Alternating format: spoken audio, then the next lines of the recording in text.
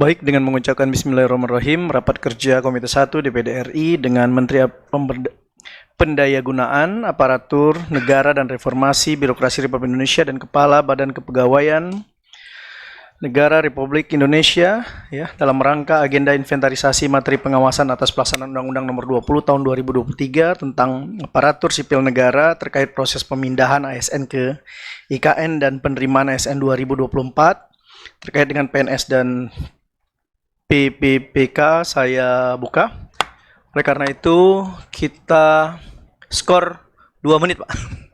Karena ini nunggu karena ada keputusan yang akan kita ambil pada sidang pagi ini.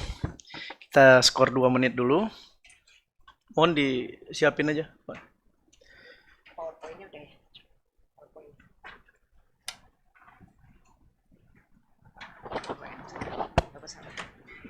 Beda ya.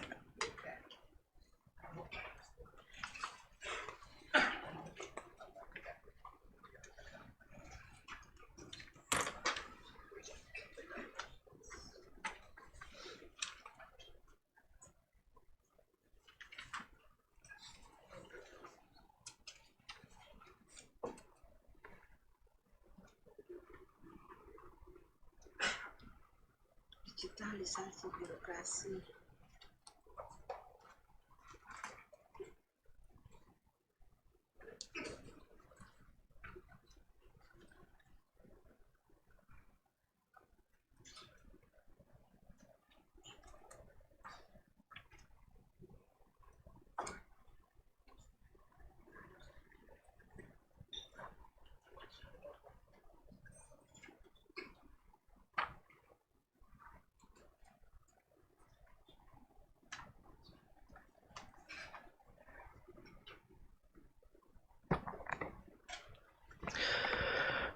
Baik, skor saya cabut. Jadi Bapak Ibu sekalian, kita mulai saja ya Pak Menteri ya. Pak Menteri yang saya muliakan dan juga PLT Kepala BKN. Pada tanggal 17 Agustus 2024 yang lalu, saya menghadiri upacara kenaikan bendera di istana di IKN. Pada saat itu saya melihat ada menteri yang sangat ganteng, luar biasa, pakai baju Aceh daerah saya. Langsung saya tegur, Pak, kita sama-sama baju Aceh, Pak. Foto dulu. Jadi terima kasih buat Pak Menteri ya, Pak Abdullah Azwar Anas ya, yang pada saat itu 17 Agustus menggunakan baju Aceh. Itu langsung kita viralkan di dapil saya itu. Lihat nih, Pak Menteri saja pakai baju Aceh. Pak Menteri yang saya muliakan, selamat datang di Komite 1 DPD RI, PLT Kepala BKN, Pak Haryomo ya. Selamat datang juga beserta jajaran dan jajaran Pak Menteri. Pada hari ini kita akan melaksanakan rapat kerja itu terkait dengan agenda yang saya sebutkan tadi. Yang saya muliakan Pak Menteri beserta jajaran, PLT Kepala Badan Kepegawaian Negara Republik Indonesia beserta jajaran, anggota Komite 1 DPD RI yang hadir pada hari ini, yang juga menjadi timja untuk Biro ASN ya. Di sini hadir Senator Muhammad Nuh dari Sumatera Utara. Tadi ada ya. Ini tanggal 24 Pak ya? Oh, 14 September, Pak Menteri, kalau ada jajarannya sedang di Sumatera Utara, kita mengundang. Ini menghadiri anak yang keempat. Anak keempat dari Pak Muhammad Nuh akan melangsungkan pernikahan di sana. Saya dan Pak Lanyala insya Allah akan hadir. Di sini ada Ibu Senator Maria Guretti dari Kalimantan Barat. Ya, ini Sri Kandi kita nih, Ibu. Ini 4 periode di sini dan sekarang menjadi 5. Terpilih lagi, bayangkan 5 kali naik DPD. Ya kan? Di Kalimantan Barat terpilih terus.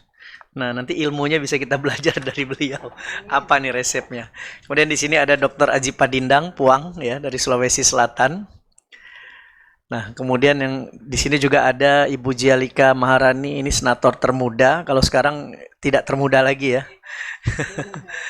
Ya, sudah anak 2 ya. Oh, mau 2. Jadi pertama kali masuk beliau ini adalah senator paling muda ya dari Sumatera Selatan. Pada saat itu 22 tahun ya. Sekarang sudah punya 2 anak dan suaminya ini ajudan Kapolri nih. Jalika Mahalani dari Sumatera Selatan. Baik Bapak Ibu sekalian ya, segala puji dan syukur kita panjatkan kepada Allah Subhanahu wa taala karena atas karunia-Nya kita masih diberikan kesempatan dan juga kesehatan sehingga kita bersama-sama hadir dalam rapat Komite 1. Saya persingkat saja bahwa pada hari ini tentunya kita akan melaksanakan rapat kerja dan persoalan-persoalan yang kita temukan terkait dengan reses Komite 1 ya, ada 2 agenda penting tadi, yaitu pada saat ini ada persiapan yang dilakukan oleh Kementerian terkait dengan pemindahan ASN ke ibu kota negara. Nah, tentunya kita ingin banyak tahu ya dari Pak Menteri laporan terkait dengan dinamika bagaimana persiapan ya dan juga kendala yang sudah dihadapi dan seperti apa nanti kemitraan yang akan kita bangun dengan Komite 1. Kemudian juga terkait dengan penerimaan ASN ya, PNS dan P3K tahun 2024 ya. Ini tentunya juga kita perlu mendapatkan informasi terbaru dari Pak Menteri dan ini tentunya menjadi sebuah catatan kami karena dalam waktu dekat ini kita akan melaksanakan reses terakhir ini. Akan kembali ke dapil masing-masing ya. Jadi ini reses sudah habis ya. Berarti ini masa sidang terakhir nih Pak. Ini mungkin sidang perpisahan. Ya. Nanti 1 Oktober akan dilantik lagi dan mudah-mudahan di ruang yang sama akan bertemu lagi. Salah satu unsur penting dalam berjalannya birokrasi pemerintahan adalah aparatur sipil negara ya, yang memiliki integritas, profesional, netral dan bebas serta bebas dari intervensi politik, bersih dan dari praktek korupsi, kolusi, dan nepotisme, serta mampu menyelenggarakan pelayanan publik bagi masyarakat dan mampu menjalankan peran sebagai unsur perekat persatuan dan kesatuan bangsa merupakan tujuan dari pembangunan ASN sebagaimana termaktub di dalam pembukaan Undang-Undang Dasar Negara Republik Indonesia tahun 1945. Oleh karena itu, ASN juga dituntut untuk menyesuaikan dengan perkembangan dan dinamika yang terjadi di masyarakat. Oleh karena itu, sebagai bagian dari pembangunan ASN, diperlukan percepatan pelaksanaan transformasi ASN untuk mewujudkan aparatur sipil negara dengan hasil kerja tinggi dan perilaku yang berorientasi pelayanan akuntabel, kompeten, harmonis, loyal, adaptif, dan kolaboratif. Dasar ini kemudian menjadi dasar bagi terbitnya Undang-Undang Nomor 20 Tahun 2023 tentang aparatur sipil negara. Bapak Ibu yang kami hormati, pokok-pokok muatan dari Undang-Undang ASN terbaru memuat beberapa pokok pengaturan penting seperti penguatan pengawasan sistem merit, ya, kemudian penetapan kebutuhan PNS dan P3K, kesejahteraan PNS dan P3K, penataan tenaga honorer, dan digitalisasi manajemen ASN. Berdasarkan pasal 66 Undang-Undang Nomor 20 Tahun 2023 tentang aparatur sipil negara, penataan pegawai non-ASN atau tenaga honorer di lingkungan pemerintah wajib diselesaikan paling lambat pada Desember 2024. Pak Menteri, kita masih optimis ya, Desember 2024 ya, masih ya, insya Allah. Oleh karena itu, pada saat ini pemerintah telah membuka seleksi CASN, baik untuk PNS maupun P3K, pelaksanaan telah dilakukan dengan baik, dengan memanfaatkan teknologi informasi dan sangat objektif.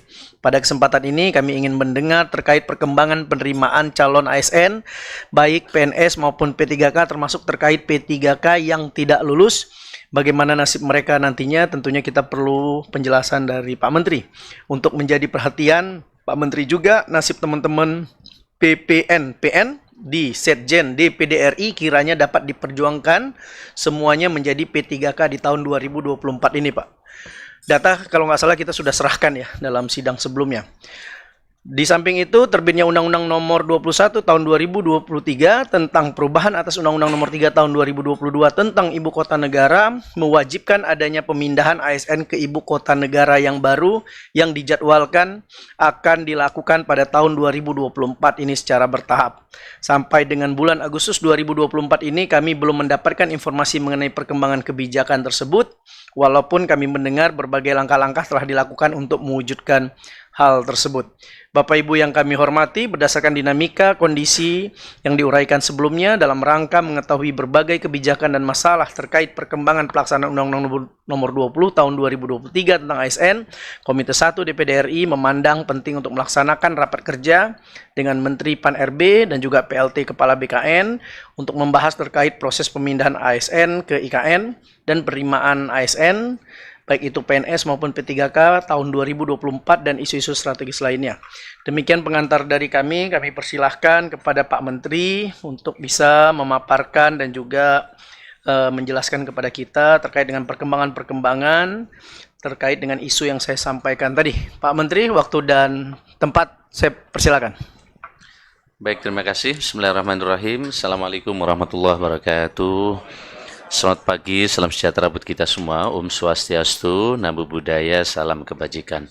Bismillahirrahmanirrahim. Wala haula wala quwwata illa billah. Allahumma shalli wa sallim ala sayyidina Muhammad tamma ba'du. Dengar lagu judulnya Widuri. Tempo hari waktu di Kendari. Terima kasih Komite 1 DPR RI atas dukungan yang selalu diberi. Yang kami hormati, ya. Iya, DPD RI. DPD Ketua Komite 1 yang kami hormati, para wakil ketua dan seluruh anggota Komite 1 DPD RI yang hadir pada kesempatan maupun yang hadir secara virtual dan seluruh tim, staf ahli, tenaga ahli. Alhamdulillah hari ini kami hadir bersama tim dari BKN, ada PLT Kepala BKN dan para deputi, ada Bu Sesmen, para deputi, dan tim dari Kemenpan RB. Baik Pak Ketua, kami langsung saja. Ada dua hal yang diminta oleh Komite 1 pada kesempatan ini. Pertama, terkait dengan rencana pemindahan ASN ke IKN. Yang kedua, terkait dengan CPNS dan penyelesaian P3K yang sekarang sedang memasuki tahapan-tahapan yang penting. Pertama, Pak Ketua, langsung saja ke slide supaya memudahkan. Ada tahapan pemindahan ibu kota negara, karena tadi soal strateginya, maka kami sampaikan ada strategi short term, medium term, dan future government. Yang pertama adalah terkait miniatur penyelenggaraan pemerintahan itu 2022 sampai 2024. Ini mulai tahap awal, efektivitas penyelenggaraan pemerintah di IKN. Medium term itu 2025-2029, konsepnya share office. Jadi tahapan lanjutan perpindahan kelembagaan dan ASN, kemudian pewujudatan smart government, dan operasional shared office system. Kemudian future government itu yang ketiga, 2030-2024, itu mendorong agar terwujud agile government. 2035 sampai 2039 itu adalah kota cerdas industri 4.0 dan 2040 sampai 2045. Inilah tahapan-tahapan yang sudah kami siapkan dan kami terus berikan pemahaman bersama para KL yang melakukan rapat-rapat tidak berhenti kepada kita bersama kita. Yang berikutnya Pak Ketua, kita telah melakukan penapisan pemindahan kementerian lembaga ke ibu kota negara. Yang pertama tentu pendefinisian peran strategis KL untuk mengidentifikasi seberapa penting ya KL terhadap negara, daya saing dan kemandirian, kemudian bentuk risiko dan sistem dukungan pengambilan keputusan dan lain-lain. Inilah penapisan yang kita kerjakan. Semula ada diskusi, kementerian ini yang penting pindah duluan. Saya belakangan gitu. Ternyata ini kemudian diskusi kita akhiri, tidak ada lagi yang duluan, tidak ada yang belakangan, semua pindah bersama. Yang membedakan adalah eselon mana saja dan deputi mana yang prioritas untuk pindah. Nah, dari hasil penapisan kemudian kita membuat skala prioritas Pak Ketua dan anggota DPD yang terhormat. Prioritas 1 itu ada 179 unit eselon 1 di 38 kementerian lembaga. Kemudian prioritas 2 adalah 91 unit eselon 1 di 29 KL. Dan prioritas 3 adalah 379 unit eselon 1 di 59 kementerian lembaga. Ini adalah penapisan yang kita buat, tentu menyesuaikan dengan bangunan termasuk apartemen ASN yang disiapkan. Prinsip pemindahan ASN ke ibu kota negara adalah semua KL, tadi kami sampaikan, pada satuan kerja itu akan pindah ke ibu kota negara. Skema pemindahan dilakukan secara bertahap. Setiap pegawai ASN berkeluarga akan mendapatkan 1 unit hunian. Dulu ada konsep sharing, tapi arahan Bapak Presiden, setiap ASN yang pindah dan punya keluarga, mereka dapat 1 unit apartemen, tidak lagi sharing. Kemudian pegawai ASN yang pindah, diprioritaskan bagi yang lajang yang belum berkeluarga, jadi tapi yang berkeluarga tetap diberi tempat. Kira-kira gitu. Pegawai ASN yang pindah, tahap pertama perlu diberikan tunjangan khusus formasi khusus untuk IKN dan smart government. Bapak sekalian, rencana pengisian ASN di IKN adalah mulai dari pemindahan ASN, pengadaan CPNS khusus untuk IKN. Nah, kita sudah siapkan ini untuk IKN karena dari total kurang lebih 250.000 formasi CPNS fresh graduate tahun ini, atas arahan Bapak Presiden, kita memberikan afirmasi 5% buat putra-putri Kalimantan. Ini terutama yang DPD dari Kalimantan ini. Jadi berarti akan ada kurang lebih 2.000 formasi ASN multitalenta, multitasking, itu akan diisi oleh putra-putri Kalimantan yang mereka nanti tidak bersaing dengan putra-putri dari Jawa, dari Bandung, dan seterusnya, dan seterusnya. Mereka diberikan ruang 5%. Yang kedua, pengadaan cabang khusus IKN, kemudian mutasi perpindahan sekitar IKN. Nah, perpindahan dari sekitar IKN ini akan dilakukan terbuka dengan seleksi khusus. Tidak bisa langsung pindah karena ada kriteria dan kualitas yang diharapkan bisa dipenuhi oleh ASN yang akan pindah ke IKN, termasuk baik dari sisi digital, multitasking, dan lain-lain. Oleh karena itu, kami telah bersepakat bahwa untuk mutasi pegawai ASN Pemda ke UIKN dan atau KL yang akan ada di KN, mutasi pegawai ASN dilakukan secara terbuka dan kompetitif, tidak bisa seperti kabupaten lain yang pindah antar kabupaten antar kota. Lowongan pegawai ASN pada UIKN yang akan diumumkan secara terbuka, proses pelamaran dilaksanakan secara digital, seleksi dilakukan dengan sistem CAT, pengumuman hasil seleksi juga diumumkan secara terbuka. Ini adalah terkait dengan perpindahan antar Pemda atau KL ke IKN. Sekarang kami hormati, yang berikutnya kami ingin sampaikan bahwa kebutuhan CPNS 2024 ini kami ingin sampaikan untuk instansi pusat itu 130.341, kemudian proyeksi kebutuhan CPNS instansi di IKN 40.021. Ini formasinya. Usulan ASN untuk otorita IKN ada 600, kemudian afirmasi bagi putra-putri Kalimantan itu sebesar 5% dari total CPNS, berarti kurang lebih ada 2.000 satuan talenta-talenta multitasking dari putra-putri Kalimantan nanti yang akan diberi afirmasi untuk bisa mengabdi di IKN. Terkait dengan proses berikutnya adalah tentu kita menyesuaikan dengan kesiapan perencanaan ideal terkait dengan hunian. Kalau kita lihat Bapak sekalian yang kami hormati, prioritas kedua lanjutan pemindahan adalah 29 KL atau 12 KL yang baru mulai pindah. Itu ada 12 menteri, jumlah JPT Madya 91, jumlah ASN 6.824. Prioritas ketiga lanjutan adalah Menteri atau PK instansi 18, jumlah JPT Madya 378, jumlah ASN 14.262. Kalau kita lihat target kesiapan hunian, Bapak sekalian yang kami hormati, memang ini belum memungkinkan skenario 1 bisa kita jalankan, karena memang huniannya belum seluruhnya selesai.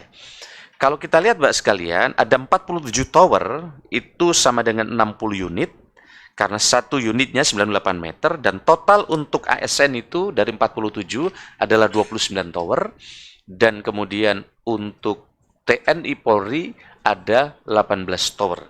Sehingga targetnya sampai Desember, kalau kita lihat tower yang tersedia, itu September akan ada 660 unit, Oktober ada 1020 unit, dan Desember ada 60 unit. Karena memang kemarin ada kendala cuaca dan seterusnya. Dan kalau kita kita urai untuk kebutuhan ruang kerja dan lain-lain, Pak sekalian, ada ruang kerja bersama di 4 gedung Kemenko, di mana di satu gedung ada 8 menteri, ada 21 JPT Madya, ada 100 JPT Pratama, dan 1.216 ke bawah ya. Kemudian Kemenko 2 ada 8 dan seterusnya.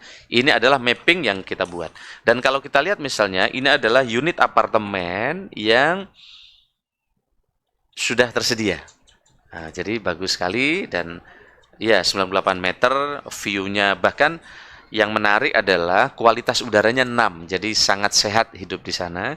Kata Pak Menkes, hidup dengan kualitas udara 6 menurut teori dunia, itu umur tambah 10 tahun. Nah, tambah 10 tahun. Sementara kualitas udara di beberapa kota ada 50 bahkan 150, jadi memang kualitasnya berkurang. Nah, kelebihan di IKN adalah kualitasnya dan jenis air luar biasa. Bapak sekalian, kita sedang menyiapkan komponen pembiayaan untuk insentif bagi pemindahan terkait dengan pemindahan kita ke IKN.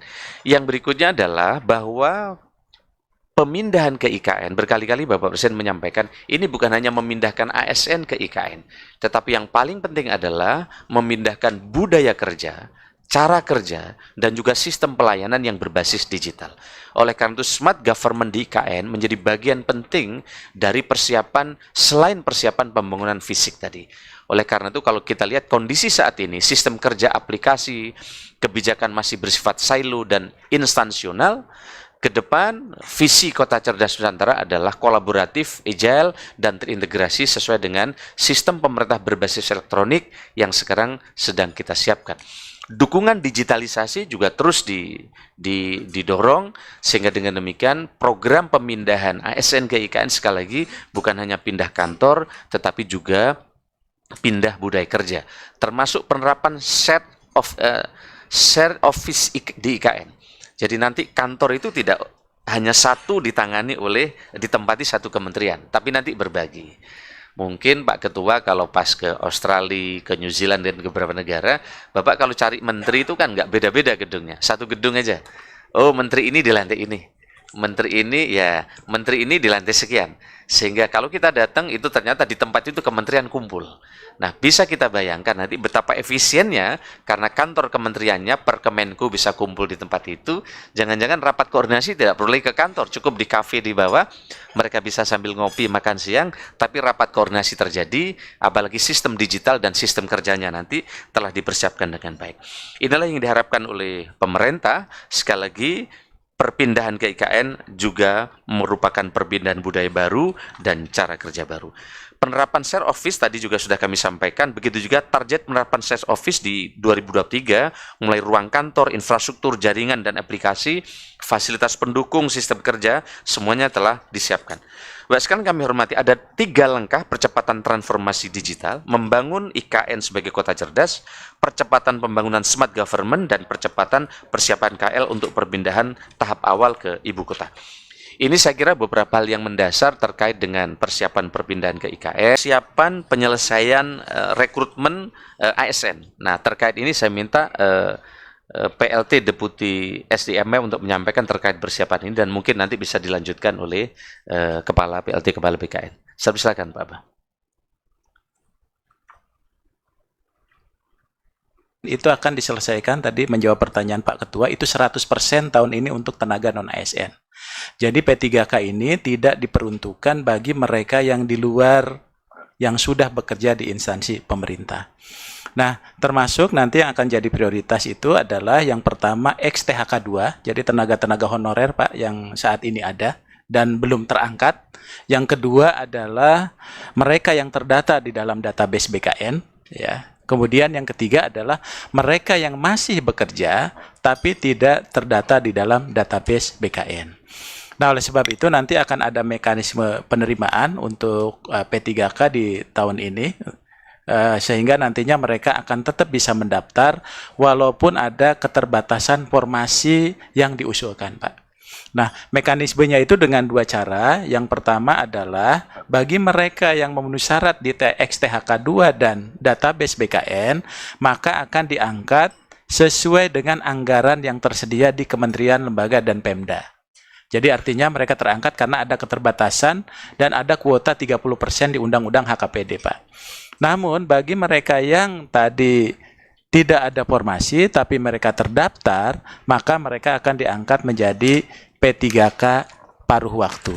Nah, dengan P3K paruh waktu itu nanti tidak mempertimbangkan formasi dan tidak mengganggu sistem penganggaran yang ada di instansinya.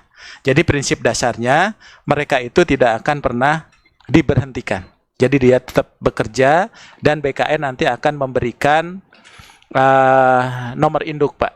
Jadi tetap walaupun paruh waktu supaya menjamin kepastian hukum bagi mereka, mereka itu akan diberikan nomor induk P3K.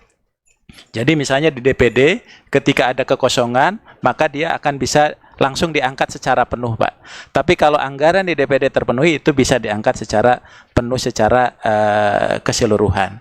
Nah, oleh sebab itu kami sudah mempersiapkan, ada di Permen 6 2024, kemudian juga ada di Kemmen yang sudah kita siapkan untuk kekhususan yang P3K. Jadi afirmasi secara penuh melalui seleksi itu dilakukan 100% untuk P3K. Namun untuk CPNS itu dilakukan sangat ketat dan kompetitif. Ya, jadi untuk CPNS itu tidak ada afirmasi bagi yang kumlot, putra-putri terbaik, termasuk Kalimantan dan sebagainya. 5% yang untuk Kalimantan itu kelebihannya adalah dia tidak berkompetisi dengan luar Kalimantan. Tapi tetap dia tidak diberikan afirmasi, tetap akan kompetitif di antara mereka. Jadi artinya kalau kita berikan afirmasi sama aja kita tidak menstandarkan Pak CPNS kita. Ya, tapi keunggulannya itu adalah tadi melalui proses seleksi yang ketat, tapi diberikan kuota secara khusus untuk putra-putri Kalimantan. Kemudian proses pendaftaran sekarang ini sudah berjalan, kemarin terakhir itu sampai tanggal 2, mungkin nanti dari Pak Kepala BKN secara rinci terakhir, kemudian kita sudah akan melakukan persiapan untuk seleksi. Nah, seleksi ini nanti akan dilakukan secara ketat. Untuk P3K kami sudah menyerahkan untuk penetapan formasinya. Tinggal nanti kita akan coba melakukan menyusun tahapan-tahapan pengumuman dan sebagainya untuk yang P3K. Barangkali itu, tapi ini kami laporkan juga ke Pak Pimpinan bahwa formasi yang kita siapkan rupanya memang tidak penuh, Pak. Jadi formasi yang kita siapkan itu dari usulan dan penetapan itu hanya 50% dari usulan dari instansi pemerintah. Ya, khususnya untuk yang P3K. Nah, oleh sebab itu kita buka dengan mekanisme lain supaya teman-teman yang statusnya non-ASN tadi dan formasinya tidak tersedia, tapi dia bisa mengikuti seleksi dengan mekanisme di luar formasi, namun tetap bisa mendaftar sebagai aparatur sipil negara. Barangkali ini Pak Menteri sebagai tambahan. Terima kasih. Baik, terima kasih Bapak sekalian. Saya minta slide 32 ya teman-teman. Pak Ketua, Bapak sekalian, sebenarnya tahun ini kalau kita lihat sebelum slide ini, kita telah menyampaikan usulan berbagai daerah dan keinginan publik kami sampaikan kepada Bapak Presiden, sehingga Bapak Presiden kemudian menyiapkan formasi terbesar tahun ini, fresh graduate 600.000. Kenapa? Karena selama ini banyak P3K, ada tuntutan supaya anak-anak hebat ini bisa diberi ruang untuk jadi PNS. Tapi sayangnya sampai ini kenapa ini tertunda agak ke belakang waktunya Bapak Ibu sekalian? Karena kita beri kesempatan daerah untuk mengusulkan. Kita tunda sampai berapa kali ini? Sampai 2 kali kita tunda. Tapi sayangnya tidak seluruh daerah mengusulkan. Saya minta slide nomor 32. Nah, kalau kita lihat di slide 32, Bapak sekalian, fresh graduate kita siapin formasi 248.000. Ini untuk memenuhi talenta-talenta digital, karena sekarang pemerintahan lebih banyak digital sistem kerjanya, supaya kabupaten kota mengusulkan anak-anak muda di sistem kerja digital ini, talenta-talenta digital tadi. Begitu juga auditor, karena auditor tidak bisa dari P3K. Sayangnya dari 600.000 itu yang terusulkan hanya 248.000, Pak Ketua. Saya kira slide ini yang ingin kami sampaikan. Begitu juga terkait dengan P3K juga sama. P3K ini kita siapin usulan P3K 1,6 juta ya Pak. 1,7. Tapi yang usul tidak sampai 1,7. Dan kalau kita lihat misalnya, kita lihat slide yang bawah itu, usulan yang lebih kecil dari sisa non-ASN itu ada 31%. 24 instansi pusat. Kemudian instansi daerah ada 408 alias 74% usulan lebih kecil dari sisa non-ASN yang tersedia. Kita udah lihat masalahnya berarti ini terlalu besar pegawainya dan anggarannya sudah melampaui 30%. Maka dia tidak berani mengusulkan banyak. Nah, kemudian usulan yang sesuai dengan sisa non-ASN itu 11%. Ini lebih sesuai, yang sesuai. Jadi, dan instansi daerah hanya 4% saja yang sesuai. Dan usulan lebih besar dari sisa non-ASN itu ada 58% untuk instansi pusat, dan kemudian instansi daerah ada 25% atau 134 kabupaten kota provinsi yang mengusulkan. Kami kira ini tambahan dari kami. Kemudian Pak Kepala BKN, Bapak yang akan mempersilahkan. Iya, kami kira itu dari kami. Terima kasih. Assalamualaikum warahmatullahi wabarakatuh. Waalaikumsalam. Baik Pak Menteri, 38 halaman bisa dikejar dalam waktu berapa menit ya? 20 menit. Ini luar biasa. Bukan buru-buru. Ini sebenarnya saya ingin mengingatkan saja bahwa jam 1 nanti Pak Menteri ada rapat terbatas dengan Pak Presiden ya. Jadi kita sepakati jam 12 selesai. Sepakat Pak ya? Iya, silakan. Boleh ya anggota lain ya. Kita sepakati jam 12 selesai. Kemudian yang sangat penting presentasi Pak Menteri ini cepat, bukan ngejar waktu. Jangan salah. Memang karakter beliau yang geraknya cepat. Gitu ya. Jadi banyak persoalan-persoalan di ASN ini yang sangat complicated sekali, itu bisa diselesaikan secara cepat. Itulah karakter beliau. Baik, selanjutnya PLT Kepala BKN ya, kita ingin dengarkan. Silakan Pak. Bukan berarti harus cepat juga Pak, enggak. Ya, silakan. Makasih Pak. Bapak sekalian, Assalamualaikum warahmatullahi wabarakatuh. Yang terhormat Bapak Ketua, Wakil Ketua, dan anggota Komite 1 DPD RI. Yang saya hormati Bapak Menteri Pan-RB, yang saya hormati para pejabat pimpinan tinggi Madya di lingkungan Menpan dan BKN, Bapak sekalian berbahagia. Izinkan saya menambahkan apa yang disampaikan oleh Pak Menteri yang berkaitan dengan perkembangan pelaksanaan seleksi calon aparatur sipil negara tahun 2024. Bapak Ketua yang saya hormati, pada prinsipnya sudah ditetapkan formasi oleh Pak Menteri yang dibagi menjadi 3 jenis pengadaan. Yang pertama kaitannya dengan formasi sekolah kedinasan, kemudian yang kedua formasi pegawai negeri sipil, dan yang ketiga adalah formasi untuk pengadaan pegawai pemerintah dengan perjanjian kerja. Kemudian untuk formasi khusus CPNS tahun 2024 itu juga sudah ditetapkan. Untuk instansi pusat itu ada 5 formasi khusus. Yang pertama adalah putra-putri lulusan terbaik yang berpredikat pujian dengan pujian atau cum laude. Kemudian penyandang disabilitas paling sedikit ditetapkan 2% dari penetapan alokasi PNS. Kemudian yang ketiga ada diaspora, yang keempat putra-putri wilayah Papua, dan yang kelima adalah yang disampaikan oleh Pak Menteri tadi, putra-putri Kalimantan yang paling sedikit jumlahnya 5% dari penetapan alokasi PNS pada unit Satker Pusat. Kemudian formasi khusus untuk instansi daerah itu hanya ada 3. Yang pertama adalah putra-putri lulusan terbaik, yang kedua penyandang disabilitas, dan yang ketiga adalah putra-putri daerah tertinggal. Bapak Ketua yang saya hormati, akan kami sampaikan alur pengadaan calon aparatur sipil negara yang selama ini kita lakukan. Yang pertama tentu instansi pemerintah harus melakukan rincian formasi pada sistem informasi aparatur sipil negara perencanaan yang sudah disiapkan oleh BKN. Kemudian melakukan usulan rincian formasi ASN itu dan dilakukan verifikasi dan validasi oleh BKN dan Kementerian Pan-RB, dan terakhir ditetapkan oleh Pak Menteri Pan-RB. Kemudian hasil penetapan itu instansi pemerintah mengumumkan pengadaan calon aparatur sipil negara. Setelah diumumkan, maka para pelamar itu wajib membuat akun dan registrasi pada SSC ASN yang sudah disediakan oleh BKN dan dilakukan validasi data kependudukan yang ada di Kementerian Dalam Negeri. Bapak Ibu yang saya hormati, setelah semuanya dilakukan, maka dilakukan seleksi administrasi oleh instansi pemerintah. Kemudian, apabila itu sudah dilakukan, perlu ada masa sanggah dan jawab sanggah dalam pelaksanaan seleksi administrasi. Barangkali ada yang merasa dirugikan ketika ditolak seleksi administrasinya, sehingga dia diberikan kesempatan untuk melakukan penyanggahan. Peserta yang lolos seleksi administrasi kemudian mengikuti ujian seleksi kompetensi dasar dan seleksi kompetensi teknis dengan CAT BKN yang dilanjutkan ujian seleksi kompetensi bidang bagi yang lolos SKD. Pengolahan hasil seleksi dilakukan berdasarkan nilai ambang batas yang sudah ditetapkan oleh Kementerian PAN, sekaligus nanti apabila para peserta itu lolos akan diumumkan kelulusannya dan terakhir ditetapkan NIP oleh BKN dan diangkat oleh pejabat pembina kepegawaian. Bapak Ketua yang saya hormati, ada ekosistem seleksi yang dilakukan oleh BKN, yaitu kaitannya dengan SSC ASN yang ditetapkan dalam rangka pelaksanaan seleksi calon aparatur sipil negara ini.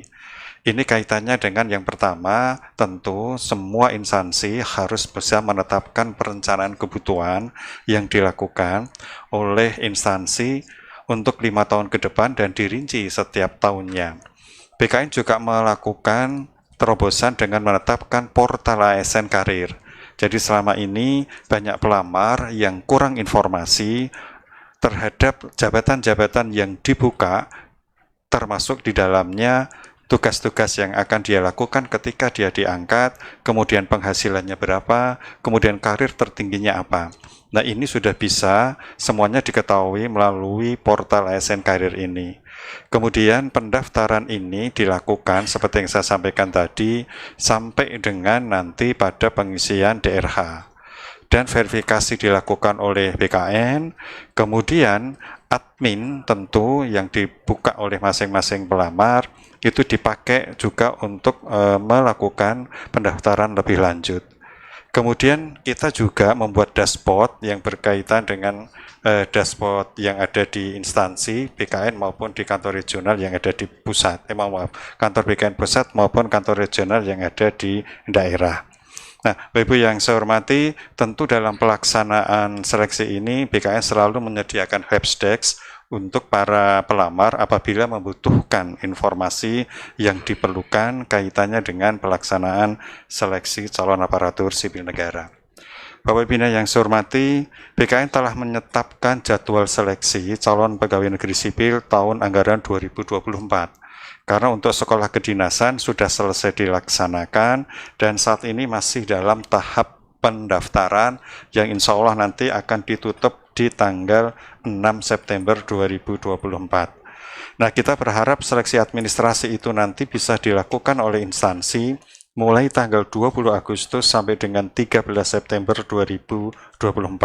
Hasilnya bisa diumumkan mulai tanggal 14 sampai dengan 17 September 2024. Kemudian konfirmasi penggunaan nilai seleksi kompetensi dasar tahun anggaran 2023 oleh peserta seleksi itu bisa dilakukan tanggal 18 sampai dengan 28 September 2024. Bapak pimpinan yang kami hormati, jadi peserta itu boleh memilih apakah dia akan mengikuti seleksi kompetensi dasar atau yang bersangkutan apabila pernah mengikuti SKD, dia bisa menggunakan nilai yang dipakai pada saat yang bersangkutan sudah pernah melakukan seleksi SKD dengan menggunakan nilai dan itu sudah diberikan sertifikat oleh BKN. Ini untuk mengurangi banyaknya peserta yang melakukan atau ingin melaksanakan seleksi kompetensi dasar. Jadi ini terobosan kita seperti TOEFL, ketika dia sudah punya, sudah pernah, kemudian sudah ada sertifikatnya, dia boleh menggunakan itu tanpa harus ikut seleksi kompetensi dasar.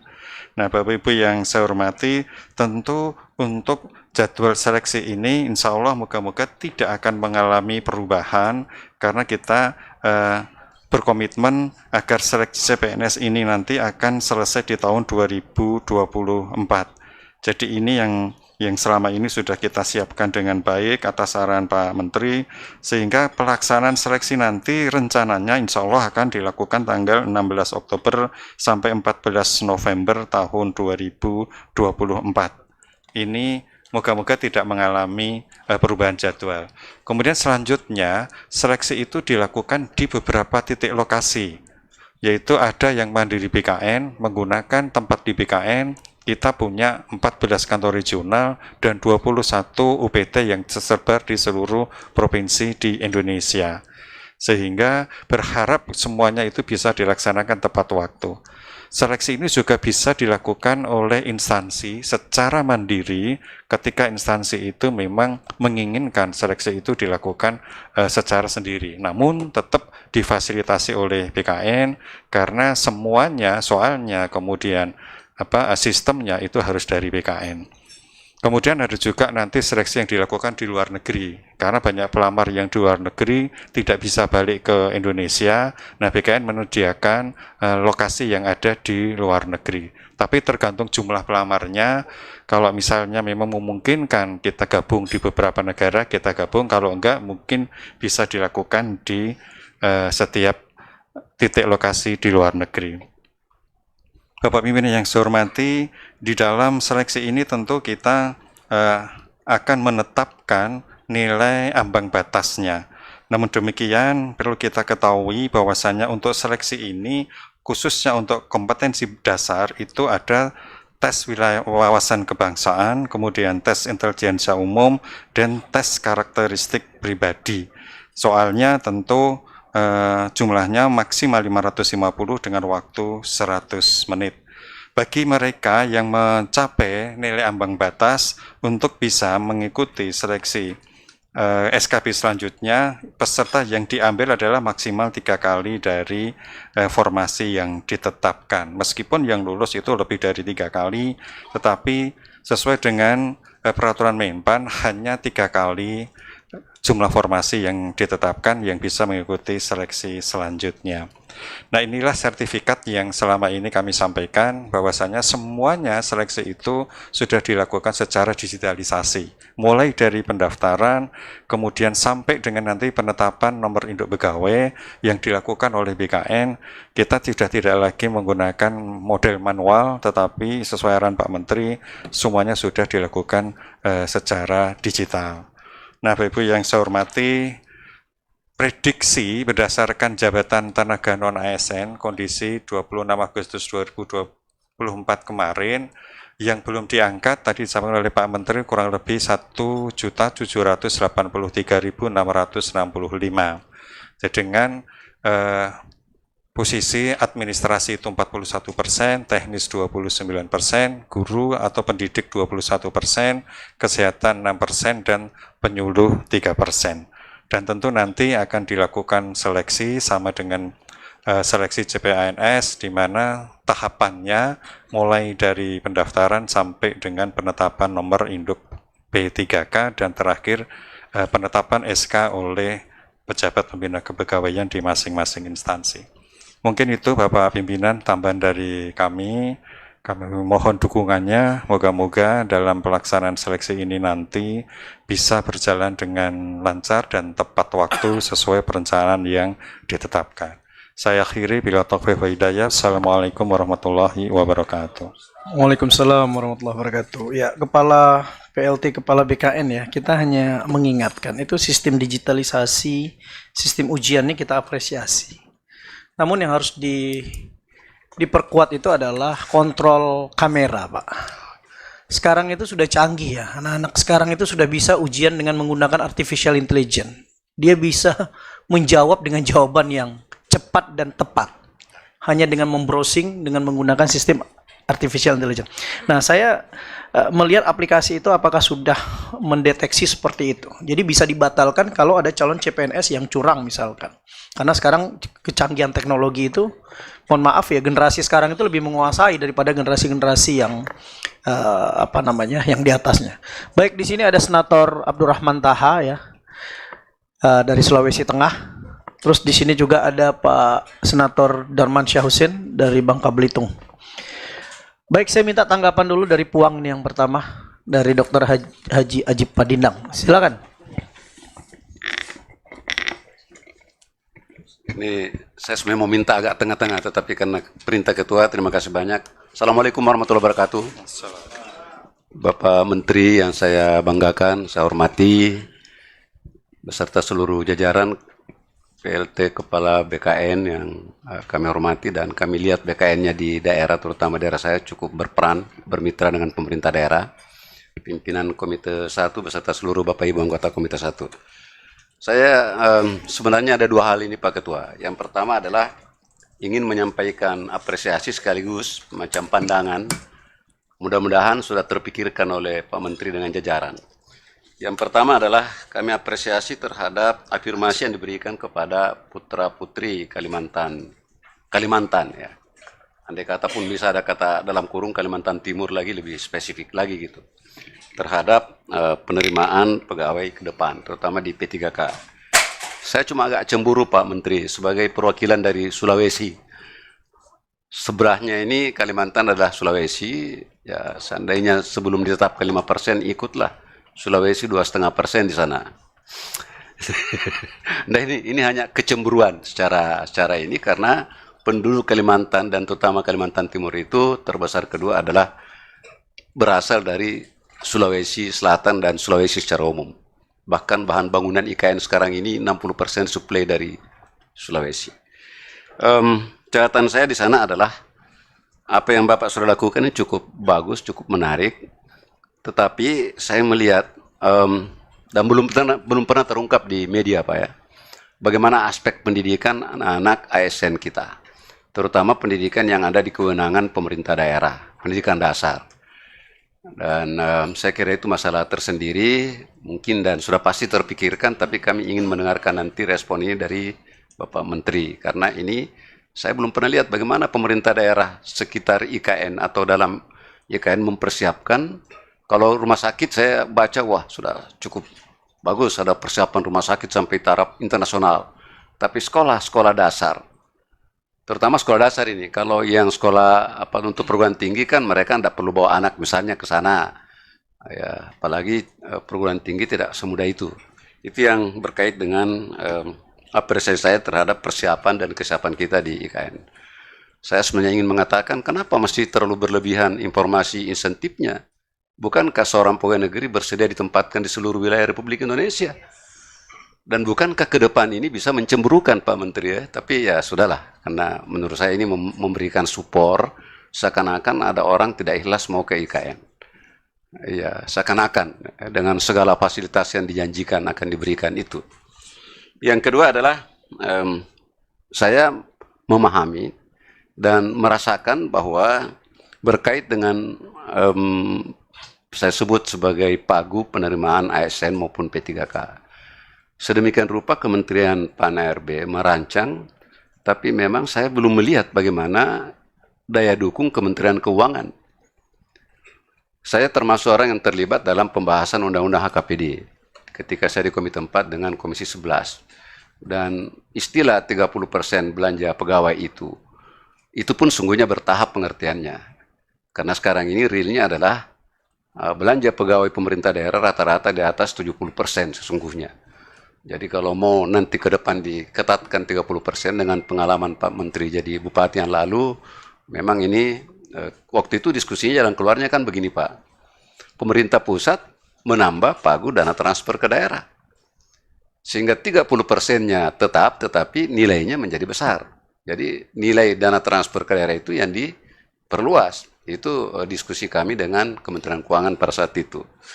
Yang saya ingin sarankan untuk pemikiran Kementerian PAN-RB ke depan adalah, dan juga sudah pernah kita ungkapkan mungkin dalam rapat-rapat yang lalu, hampir seluruh sistem kepegawaian kita ini adalah sentralistik sesungguhnya.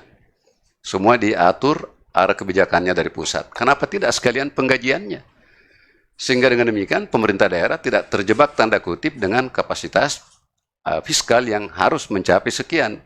Kalaulah misalnya pagu anggaran ASN terutama tentu sekalian saja ditanggung oleh kementerian lembaga di pusat. Nah, ini usul saran saya kepada Pak Menteri dan jajaran untuk ke depan. Yang ketiga ini aspirasi Bapak Menteri dan Bapak seluruh jajaran. Aspirasi ini ada dua. Yang pertama adalah kami menggarisbawahi dan menyambut baik tadi pernyataan bahwa 100% tenaga honorer dan tenaga ini di kementerian dan lembaga di pusat itu akan diselesaikan dalam tahun 2024 ini. Aspirasi ini dari lingkungan kami, Pak Ketua lingkungan kita di DPD RI, pada rapat yang lalu kan kita sudah menyerahkan juga ke Kementerian Reformasi, Birokrasi terhadap nasib para honorer dan ini di lingkup kesekjenan DPD RI. Ya, kalaulah tadi dikemukakan ada kaitan dengan pagu anggaran, saya kira bagi kesekjenan DPD RI tidak masalah karena mereka memang sudah digaji selama ini. Tapi statusnya itu untuk lulus, nah ini kan. Jadi kami sampaikan aspirasi ini ke Pak Menteri supaya seluruh pegawai ada di sini 15 tahun Pak masih honorer. 15 tahun masih honorer, belum P3K. Karena untuk lolos P3K-nya masih harus memenuhi berbagai kriteria yang lalu. Dan dengan pernyataan tadi kami meminta aspirasi di lingkungan kerja kami ini, apalagi kami ini sudah mau tinggalkan DPD ini. Nanti Bu Jailika lagi yang dapat bebannya ke depan. Gitu. Ya. Jadi ini menggembirakan pernyataan tadi dan kami mendukung sepenuhnya supaya di lingkup kesekjenan DPD saya dapat informasi juga sudah ada komitmen dengan lingkup kesekjenan DPR. Bahkan dikatakan yang sudah bekerja honor 5 tahun itu otomatis jadi P3K. Itu berita. Tapi berita ini kan tergantung juga siapa yang memberi keterangan. Aspirasi kedua adalah Terima kasih yang sudah subscribe. Bagi yang baru menemukan channel ini, like videonya, klik lonceng, dan hidupkan notifikasinya. Jangan lupa di-subscribe. Bapak Menteri, kunjungan Bapak ke Sulawesi Selatan yang lalu kami apresiasi dan terungkap bahwa salah satu pemerintah daerah, yaitu pemerintah daerah Sulawesi Selatan, yang tidak mencukupi pagu yang dimaksudkan tadi untuk usulan ASN-nya. Saya sebenarnya sependapat dengan mereka, Pak. Ketika saya anggota DPRD Sulsel, saya membidangi ini, memang kelihatan sudah jumlah pegawai itu cukup besar. Terutama kesesuaian tugas pokok fungsi ASN kita. Karena rekrutmen yang lalu, tapi kan tidak perlu lagi dipersoalkan sistem yang lalu. Rekrutmen yang lalu itu tidak melihat pendekatan kebutuhan, tapi pendekatan ya bagaimana menjadikan pegawai negeri ini sebagai suatu lapangan kerja. Kan ini yang sungguhnya dibalik itu ya. Dia akan dianggap bahwa pegawai negeri itu sebagai suatu lapangan kerja, bukan lapangan pengabdian yang intinya di situ. Nah, berkait dengan hal ini, tadi ada kaitan dengan analisis terhadap jumlah anggaran, kemampuan keuangan daerah dengan pegawai yang tersedia. Maka ada jalan keluar, sekaligus aspirasinya ini Pak Menteri, agar mungkin juga nanti dengan LAN Bapak, dengan KPN Bapak di Makassar, pernah juga kami diskusikan, mendorong supaya alih fungsi jabatan dari jabatan struktural ke jabatan fungsional. Ya, ini saya kira yang perlu kita dorong di pemerintah daerah, tidak menambah ASN baru, tetapi mendorong supaya mereka untuk menutupi kebutuhan-kebutuhan jabatan fungsional, seperti di daerah yang sangat kurang itu adalah tadi auditor, Bapak sudah sebut. Kemudian yang kedua adalah misalnya di arsiparis, ini yang paling susah ini Pak Menteri ini, dan pustakawan. Bahkan ada jabatan-jabatan fungsional di bidang kebudayaan, di bidang kesenian, ini sangat susah. Tapi saya melihat, ya kami dapat informasi, banyak pegawai yang memungkinkan itu, yang bisa diarahkan menjadi ahli fungsional, ya, ahli jabatan ke fungsional. Dan salah satu aspirasi itu saya mau serahkan ke Pak Menteri. Boleh saya langsung serahkan Pak Ketua? Iya, boleh. Silakan. Ini pertama juga dalam sejarah saya DPD hampir 10 tahun membawa aspirasi begini karena ya itu tim medianya ada. ya, Ada terima ya, tolong kasih difoto dan sebentar. sekian dari Silakan saya. Pak Ajib ya, Assalamualaikum silakan warahmatullahi wabarakatuh. diserahkan.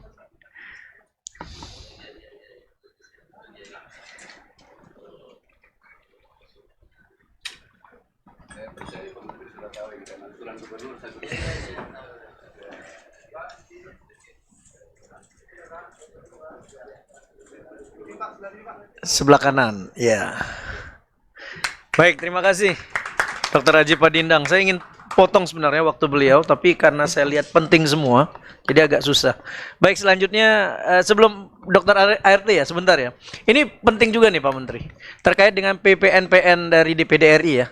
Mungkin ya biarkan ini jadi legacy kita di Komite 1 lah. Ya, mohon diperhatikan, ada banyak juga ini honorer ya yang ada 15 tahun di sini, dan mohon maaf Pak, saya bisa memastikan tidak ada titipan. Karena apa? Ini bayangkan ya, Komite 1 sampai Komite 4 adalah kelengkapan. Ini semua bekerjanya sangat luar biasa, tanpa didukung sama mereka kita juga nggak maksimal. Jadi mereka ini betul-betul bekerja sangat luar biasa. Ada yang 15 tahun. Itu security-nya ada yang 15 tahun juga saya lihat. Silakan Dr. ART. Terima kasih pimpinan. Assalamualaikum warahmatullahi wabarakatuh. Yang saya hormati pimpinan dan para anggota, saya mohon maaf pimpinan, saya hanya 2 hal karena saya ada dipanggil Pak Ketua, dan saya mohon maaf kepada senior-senior saya bahwa saya langsung mengambil alih ini. Yang saya hormati Pak Menteri, terima kasih, dan seluruh jajaran dan BKN PLT. Tentunya ada hal yang saya hanya ingin mempertanyakan karena kami ini berbagai kunjungan untuk melihat dengan adanya setiap negara melakukan perpindahan, masa transisi itu memang mencapai hampir ada yang 15 tahun, 20 tahun yang bisa berproses baru berjalan sebuah pembangunan itu. Tentunya aspek-aspek ini juga kita lihat sebagaimana seperti di New Zealand berpindah ke Auckland kalau nggak salah itu hampir 20 tahun ya begitu, nggak salah 18 mencapai 20 tahun.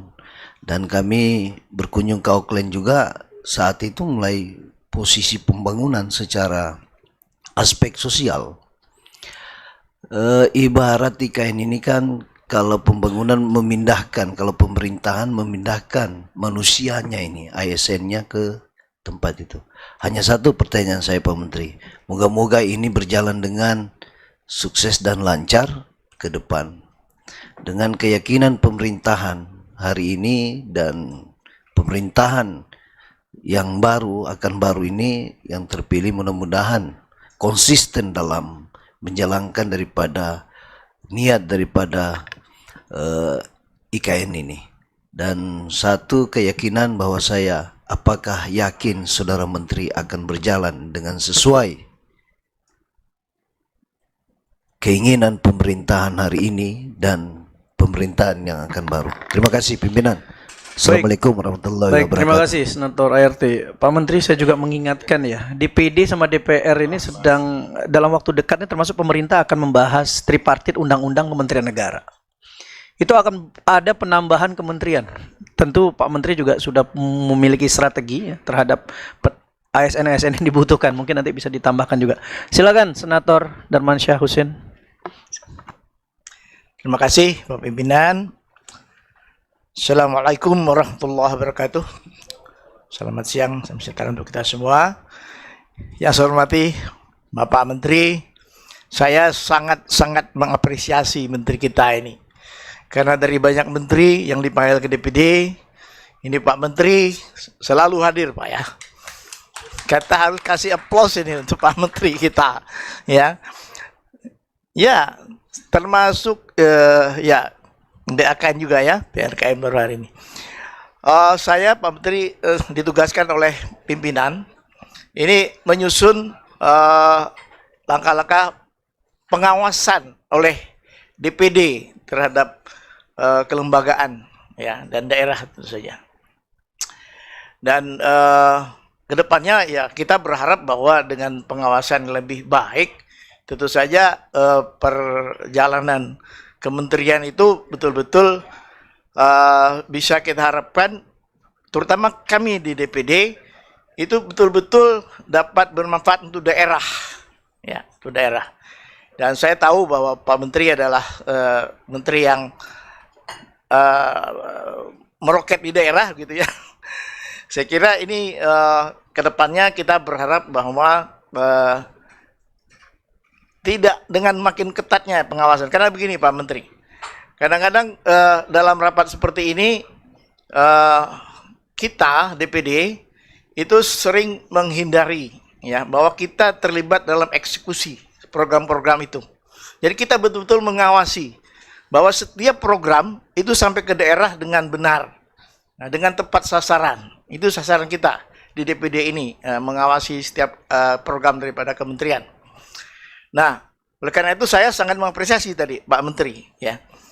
Dan salah satunya tadi Bapak mengatakan juga dalam formasi tahun ini itu diberi kesempatan untuk daerah ya mengusulkan formasinya.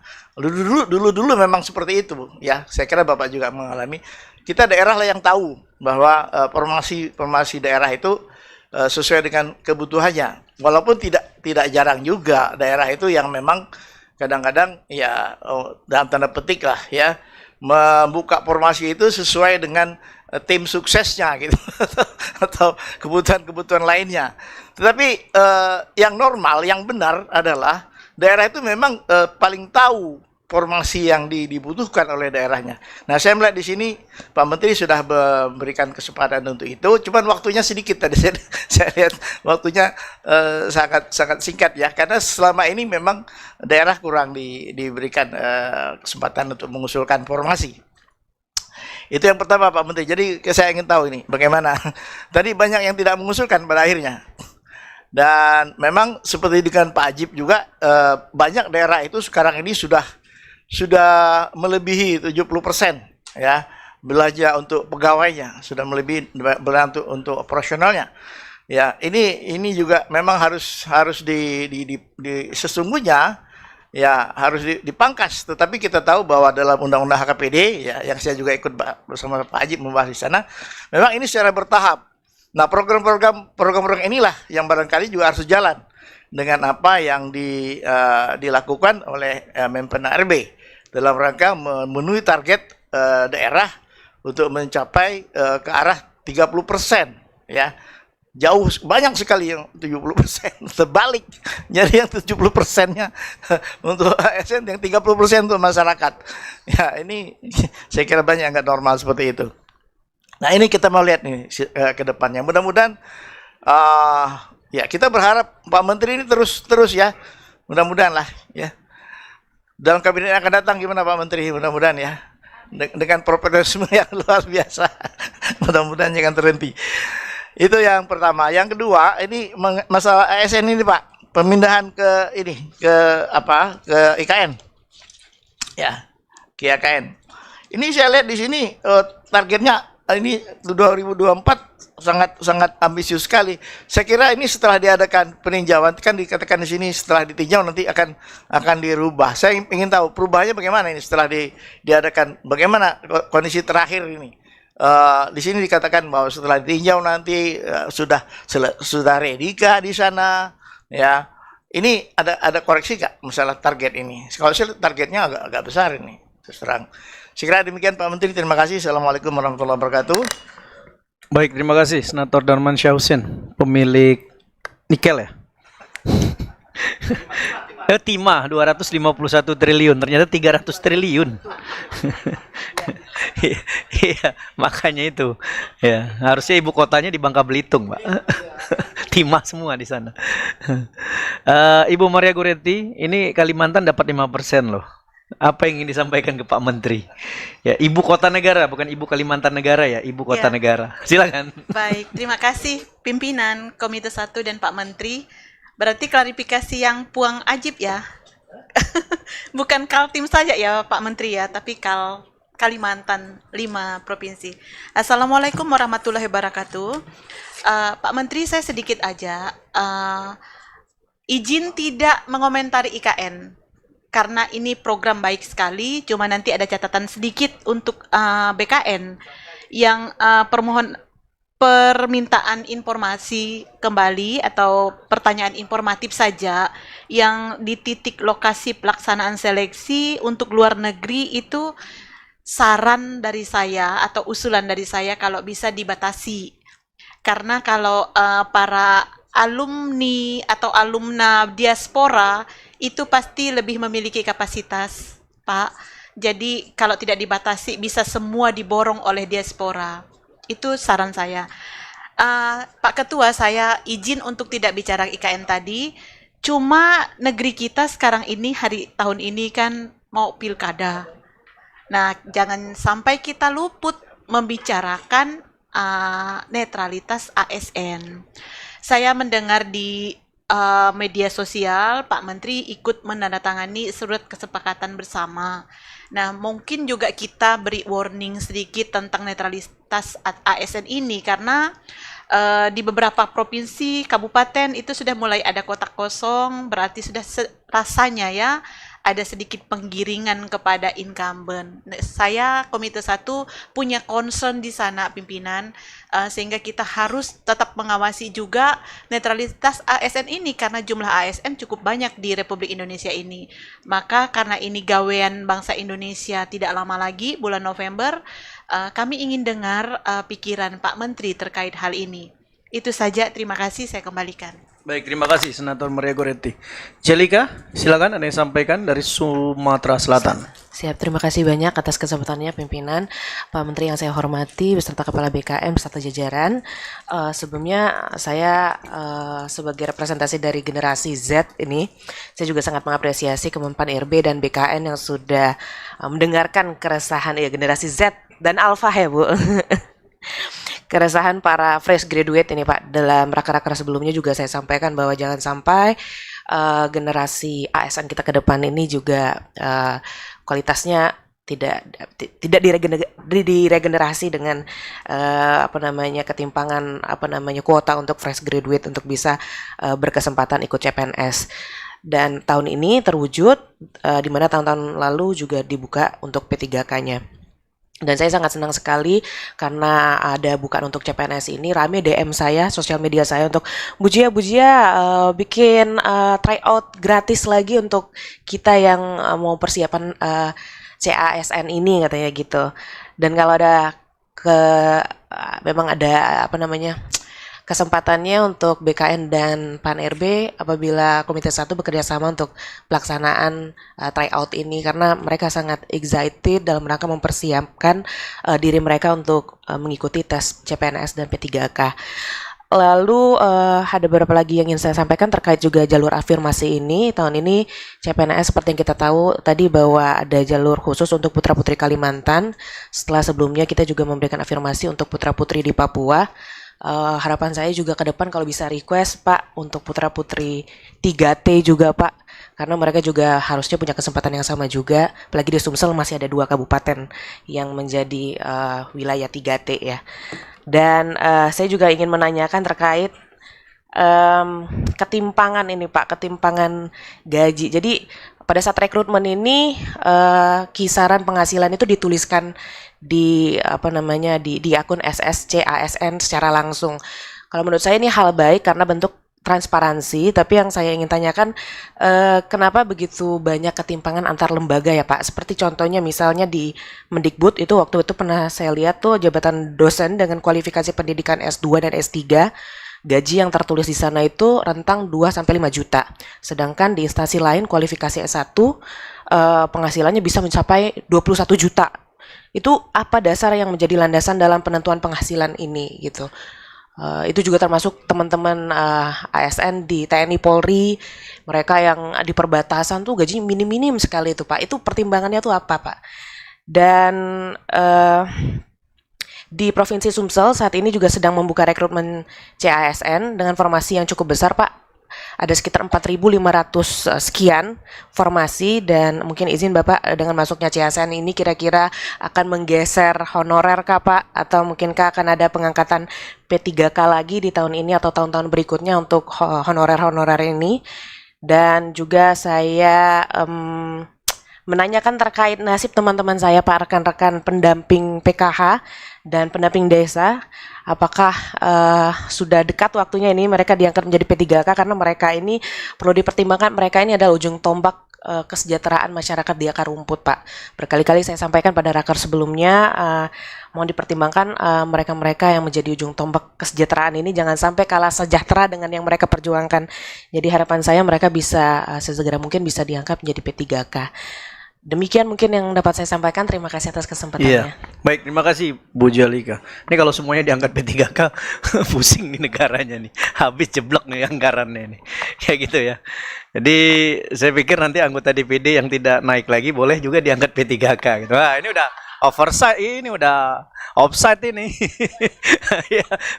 Iya, ini di sini banyak anggota-anggota DPD yang ahli-ahli Pak, ahli politik, ahli strategi, ahli pemenangan. Dia bisa menaikkan gubernur dia pilih, dia dukung menang gitu. Tapi dia untuk memperjuangkan diri dia P3K itu susah sekali.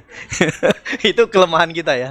Baik, Pak Menteri, waktu kita 25 menit, silakan dimanfaatkan untuk sampai. Ibu Prof, mohon maaf ini ada Ibu Prof. Silakan Ibu Prof. Biasa kalau yang dekat suka tak terlihat Pak. Saking dekatnya gitu sampai tak diperkenalkan pun Pak. Mudah-mudahan Bapak-bapak semua sudah tahu saya. Amin. Sana kemari sampingnya nggak dikenalin Pak, Masya Allah. Tapi saya sudah hafal betul orang Aceh Pak. Paling terkenal. Oh, apa orang Acehnya apa mau? Pak Menteri, saya begini Pak, ini karena saya pernah di asisten pemerintahan Pak. Jadi soal P3K ini dilematis Pak. Saya katakan dilematis kenapa? Di satu sisi kita ingin mengangkat, karena mereka yang sudah 15 tahun, 20 tahun bekerja betul Pak. Tetapi di satu sisi kita ditantang untuk bisa berkualitas dengan sangat baik. Nah ini yang dilematis kita. Akhirnya memang Pemprov DKI pernah melakukan hal yang sangat tidak menyamankan buat P3K atau para honorer. Yaitu bagaimanapun fit and proper test. Karena itu sering didemo Pak. Kenapa? Karena kita ingin mengambil yang kualitas profesional, tapi di sisi lain mereka yang sudah 20 tahunan bekerja gitu. Nah ini akhirnya ada langkah-langkah P3K ini adalah salah satu langkah konkret sebenarnya. Tetap dia diangkat tapi tidak bisa sama dengan ASN gitu kan. Itu semua langkah-langkah terobosan lah Pak ya. Yang ingin saya tanyakan begini Pak, ini affirmative policy saya katakan begitu Pak ya. Sementara sambil menunggu ketetapan ketika sudah tidak menjadi IKN, sudah IKN betul-betul jadi. Nah sekarang persoalannya Pak, persoalannya saya suka bingung begini Pak. Kita kan pengen warga di sana itu betul-betul tidak seperti, maksudnya di tempat di mana IKN berada itu tidak seperti bukan tuan rumah di rumahnya sendiri, tetapi dia juga. Tetapi ternyata dalam kenyataannya Pak, mohon maaf ini, para pejabat publiknya justru ada rekayasa Pak. Mengangkat yang bukan dari Kalimantan. Ibu Maria ini mesti diawasi betul ini. Karena saya hampir hafal nih. Saya punya contoh di Kepulauan Seribu Pak. Mengangkat mereka yang bukan IKN tapi saudara-saudaranya. Direkayasa tinggalnya di sana. Kemudian semuanya di sana. Akhirnya mau tidak mau diangkat Pak. Ternyata apa? Ya saudaranya gubernur, saudaranya wakil gubernur, saudaranya kepala dinas. Ini Pak Puang, benar-benar saya ingatkan betul ini. Jangan sampai kita berharap untuk orang-orang yang memang local wisdom kita harapkan betul-betul mereka bisa terangkat, tetapi ternyata ada perekayasan dari para pejabat publiknya. Nah itu satu Pak yang perlu ada betul-betul kita sampaikan bahwa ini harus diawasi betul. SSO Pak, atau Single Identification Number dulunya. Ini penting menurut saya Pak. Kenapa? Karena sekarang perekayasaan kita bisa juga katanya pakai nomor KTP. KTP Pak. Tetapi ternyata bisa juga tuh Pak. Masih tetap ada yang sekarang KTP-nya double. Masih ada. Contohnya pilkada kemarin. Yang pinjam KTP anaknya Mr. X gitu kan. Nah ini yang menurut saya perlu kita ada kerjasama antara instansi terkait bagaimana mengatasi hal ini supaya namanya betul-betul kita memakai satu. Saya ingat anak saya sekolah di Kertin itu dia kalau apapun Pak satu aja gitu. Mau ada medical check up-nya, belum bayarannya, nilai-nilai semua cuma satu aja. Pokoknya nomornya dia berapa, ininya, nomor induknya, udah itu aja. Nah sekarang yang tidak terjadi seperti itu. Ada satu hal yang menurut saya agak kontradiktif. Di satu sisi kita semuanya serba digitalisasi, sementara tingkat kemampuan mengoperate digital itu belum. Kita berusaha mengangkat yang P3K Pak. Yang kalau suka ada kalimat yang saya suka nggak seneng banget nih kalau orang tua suka ngomong begini, saya kan sudah tua, itu urusan anak-anak Gen Z gitu. Itu nggak boleh terjadi sebenarnya. Tapi ternyata yang P3 yang umurnya sudah tua-tua itu nggak mau gitu kerjaan itu. Sementara di satu sisi kita punya bonus demografi Pak.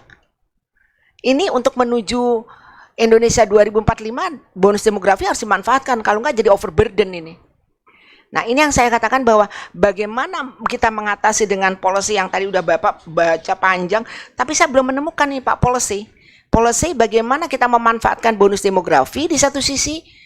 Tetapi di sisi lain kita juga ada digitalisasi yang meminimalisir adanya human resource tadi Pak. Nah, ini. Ya mohon maaf nih terjadi di DPD nih Pak, terjadi di DPD. Kalau surat saya tanya, suratnya mana? Oh ada namanya apa sistem kita Srikandi ya? Srikandi ya? Itu belum masuk Srikandi. Termasuk Pak di Kemenlu sama Seknek. Kok surat kita belum keluar? Makanya saya suka tahu betul siapa kepala bironya, siapa. Saya nggak mau hanya bos-bosnya Pak. Nggak mau hanya menteri sekneknya saja, tapi sampai kepala bironya, tukang ketiknya saya punya nomor teleponnya semua. Kalau dia ini kendalanya di mana gitu. Ternyata menggunakan sistem digitalisasi ini tidak mudah Pak. Dan tetap aja Pak ada siapa yang duluan siapa yang ini ya tetap aja. 2 komite saja Pak kalau mengajukan mau keluar negeri dengan seknek dengan biro KTLN-nya, maaf mesti ada sentuhan telepon Pak. Ya jujur saya mengatakan betul kan? Mesti ditelepon Pak. Untung aja saya kenal sama Bapak. Makanya saya suka bilang, Pak minta nomor handphone dong. Gitu. Kenapa Pak? Supaya kalau ada apa-apa saya nggak hanya Bapak. Bapak sibuk, satu Bapak sibuk langsung ke assessment. Clear. Terus saya bilang, Bapak terima kasih assessmentnya hebat. Saya bilang begitu kan. Nah artinya apa? Tetap Pak ada yang mesti kita tangani. Dan saya menganggap bahwa jujur nih menteri yang walaupun sibuk lagi depan presiden bisa loh jawab WA saya. Hebat loh Pak Menteri.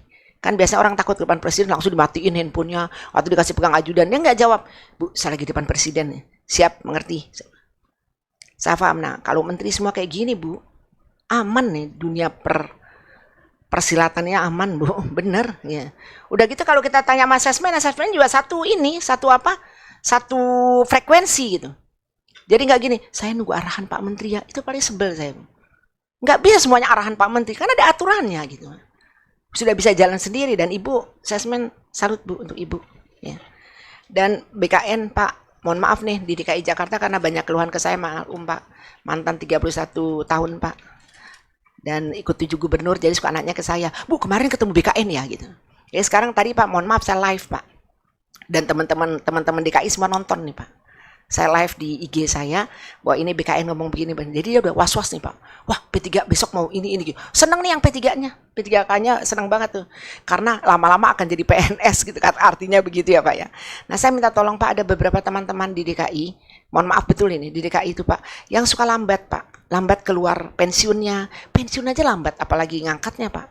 Apalagi jabatannya itu yang kasihan. Sama jabatan fungsional Pak. Yang suka lambat. Lambatnya, saya tanya, ini jangan alasan ke BKN terus saya bisa telepon loh sama kepala BKN-nya saya bilang. Nah, jadi alasannya kalau misalnya dia habis S2, disekolahkan, beasiswa, terus kalau masuk lagi jabatan fungsional itu lama banget gitu Pak. Kenapa? Ada di BKN. Nah mudah-mudahan ini tidak terjadi lagi. Saya nanti minta handphonenya ya Pak, supaya bisa langsung. Ya. Terima kasih, saya kembalikan ke Pak Ketua. Terima kasih Pak Ketua. Ya, makasih Bu Prof. Mohon maaf telat memberikan kesempatan ini. Bu Prof ini sebenarnya paham betul anatomi birokrasi di Republik ya, pernah jadi kepala Satpol PP, pernah jadi asisten, apa lagi Bu? Banyak ya. Ya kita doakan jadi wamen ke depan.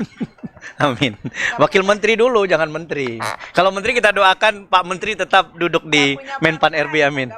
Oh, baik Pak Menteri, waktu 20 menit saya serahkan waktu, silakan. Baik, terima kasih Pak Ketua, Ibu Wakil Ketua dan seluruh anggota DPD. Saya kira tidak banyak yang hadir, tapi masukannya komprehensif. Saya kira terima kasih. Ini Bapak sekalian, Pak Ketua, pertama dari Pak Ajib Padindang.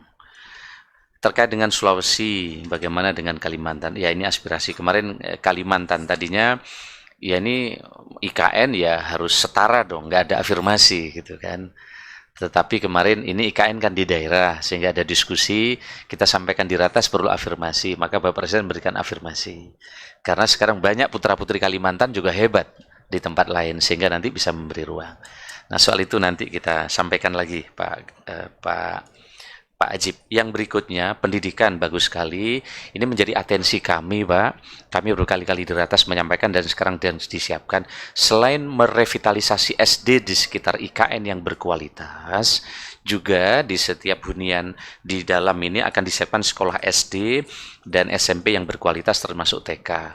Karena kalau sekolah swasta yang bagus kan mahal, tidak terjangkau untuk ASN. Tapi SD yang berkualitas seperti Aliyah ada yang berkelas internasional bahkan nomor 1 yang di mana? Yang di ya Insan Cendekia itu milik Kemenak. Nanti akan diprototipenya di copy di sana. Sehingga ada sekolah tapi berstandar nasional dan internasional. Itu sedang disiapkan, Pak. Kemudian yang berikutnya memang soal Kemenq ini jadi diskusi panjang kami di Komisi 2. Jadi tidak bisa banyak segera jalan karena ini undang-undang.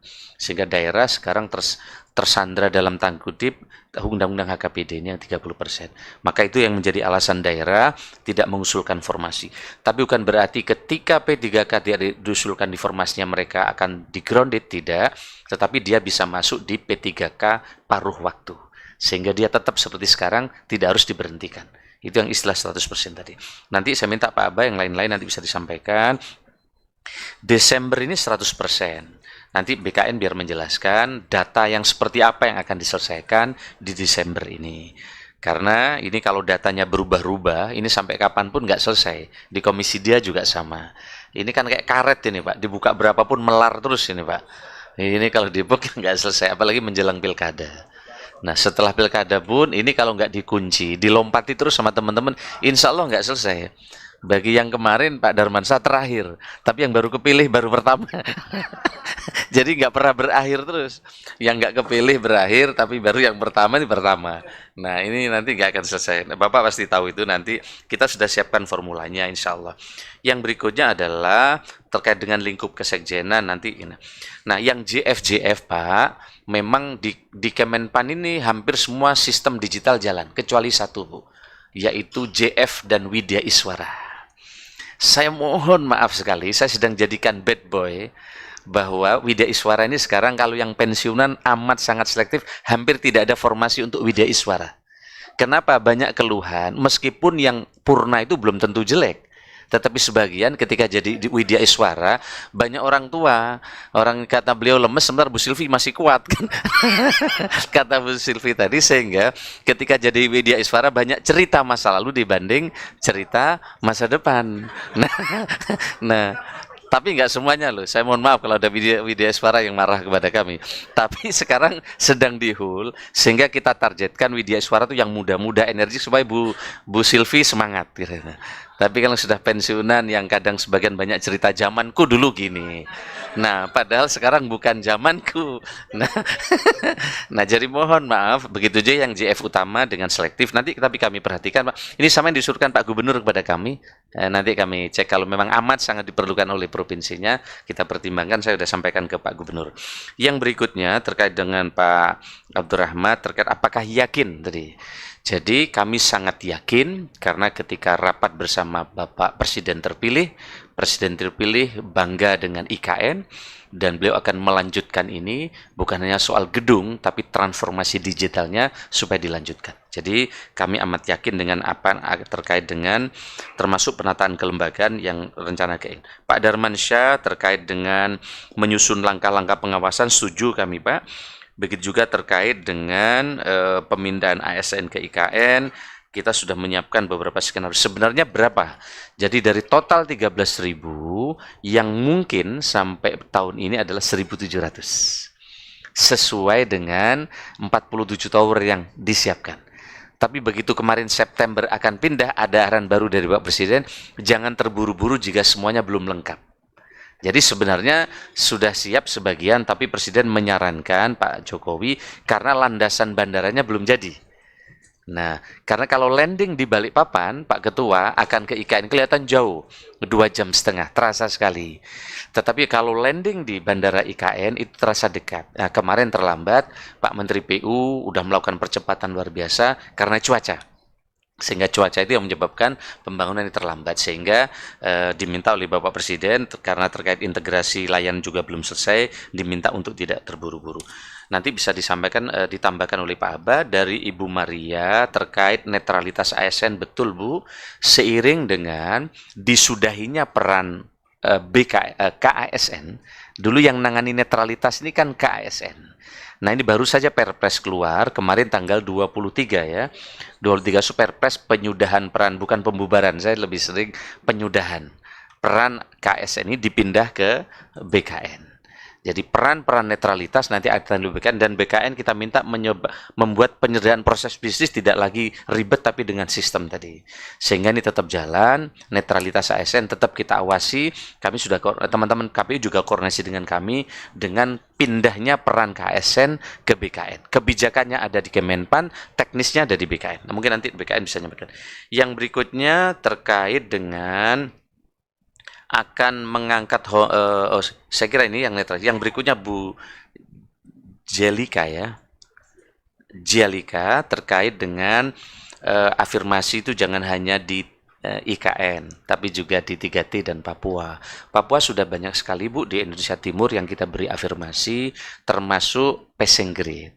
Passing grade-nya kita turunkan sampai ke bawah. Karena kalau kita samakan nggak ada yang lolos kemarin itu, sehingga kita turunkan karena memang Iya. Nah, diafirmasi karena kalau nggak terisi, sehingga ini afirmasi kita berikan juga atas saran Bapak Presiden.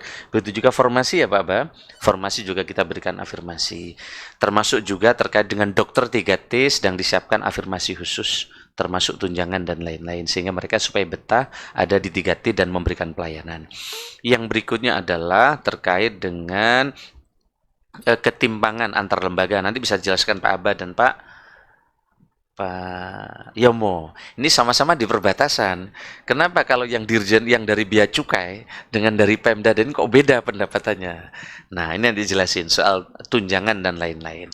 Sama bajunya, tunjangannya beda. Sama-sama di perbatasannya, saya tahu. Karena saya udah ke lapangan lihat itu, nanti biar dijelasin. Yang berikutnya adalah pendamping PKH, saya minta Pak Aba dan Pak Yomo jelasan. Yang berikutnya adalah terkait dengan, makasih Bu Jalika atas masukannya dan harapannya tadi juga kami catat. Nanti bisa seperti apa Pak Aba dengan Pak Yomo bisa menjelaskan. Bu Silvi, makasih Bu Silvi terkait dengan P3K dilematis antara kualitas dan akomodasi. Jadi memang amat sangat berat, tetapi Bu mereka juga setelah mengabdi. Oleh karena itu maka tahun ini Bu Silvi ada 4 guiding principle untuk merekrut mereka. Karena kalau tidak berstatus P3K, honorer ini harus di grounded selambat-lambatnya bulan Desember ini. Nah maka mereka satu Bu, akan ada 2 konsep di dalam sistem rekrutmen P3K ini. Satu dengan konsep penuh waktu. Nah, berarti yang nanti yang ikut tes dia bisa penuh waktu. Mereka ini yang sudah memenuhi kualifikasi kira-kira itu dan seterusnya. Yang kedua adalah paruh waktu. Bagi mereka yang anggarannya tidak cukup dan tidak sesuai, nah bisa tetap P3K tapi dia paruh waktu. Dan dia tidak turun pendapatannya, tetap seperti sekarang dan tidak ada pembengkakan anggaran. Jadi kita sudah siapin sehingga tidak akan ada PHK massal. Kalau tidak ada 4 prinsip ini ketika penyusunan undang-undang bersama Komisi 2, pasti akan ada PHK massal karena jumlahnya besar sekali 2,3 juta. Sekarang tersisa 1,7 yang P3K. Dan ini kalau dibuka lagi insya Allah bisa 4 juta Bu. Bayangkan anggaran kita udah nggak cukup. Nah pertamanya mungkin ya kau ikut pamanmu lah kerja di sini, nggak digaji nggak apa-apa. Begitu 3 bulan, masa aku ikut paman nggak digaji? Ya dikasih duitnya pamannya dulu. Nah setahun ini duitku aku gaji terus ya didaftarin. Nah ini terus gitu yang terjadi. Paman ponakan ya jumlahnya 1 juta. Karena tadi. Nah mudah-mudahan ini insya Allah ini ada komitmen bersama, sudah diatur tidak terjadi kira-kira. Nah Pak sekalian yang terkait warga IKN ini terima kasih Bu jadi catatan kami. Oleh karena itu yang 2000 tidak diangkat otomatis. Mereka ikut afirmasi seleksi hanya antar anak-anak Kalimantan. Sehingga tidak bisa lagi Bu nitip kayak yang tadi Bu. Itu kejadian memang dulu terjadi karena nanti tesnya akan pakai face recognition double Bu. Waktu daftar pakai face recognition, waktu ngerjakan soal pakai face recognition. Ini karena kejadian tahun kemarin ada joki.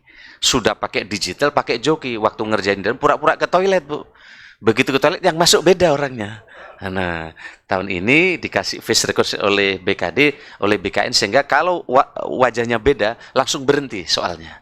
Jadi udah double, nggak bisa pakai joki.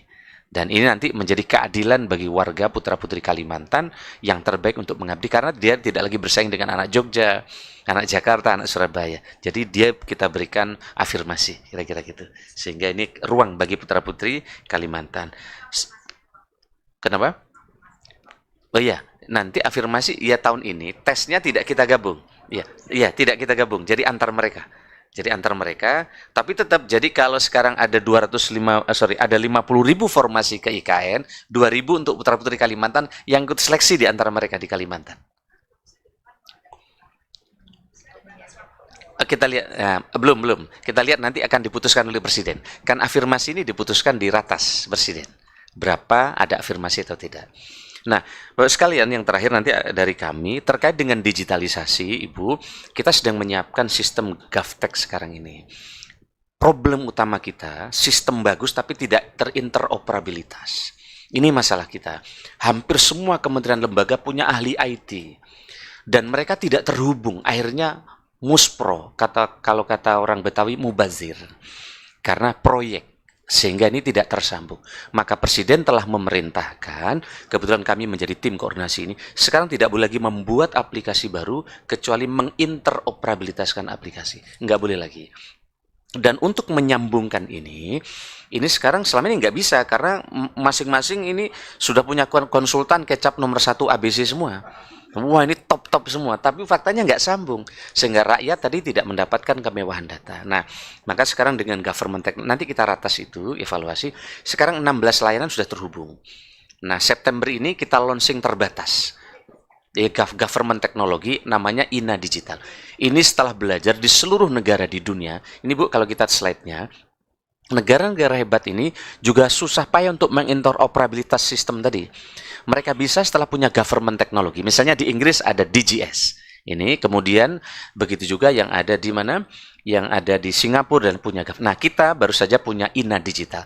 Tapi sekarang baru di 16 layanan yang nanti digital ID-nya udah beres nih, Bu. Bayangkan kita setelah rapat 36 kali baru identitas digital kita selesai. Setelah berulang kali rapat melalui ratas dan mungkin teman-teman bisa slide-nya digeser ya. Nah, enggak, karena ini paparan khusus, karena Ibu tadi tanya soal ini, maka saya kasih paparan agak beda. Jadi 3 prinsip ini yang penting Bu di dunia, arsitektur digitalnya. Satu adalah identitas digital, digital ID ini kuncinya.